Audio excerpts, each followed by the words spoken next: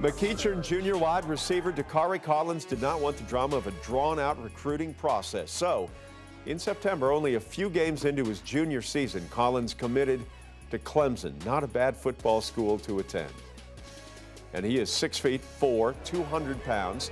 He had offers from more than 20 schools, including Georgia and Alabama and Auburn, all the great ones in the country.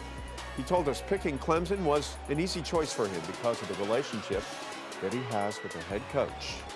Collins is in the class of 2021, so he has this year plus all of next year to really give opposing defenses all they can handle before he moves on to Tiger Town.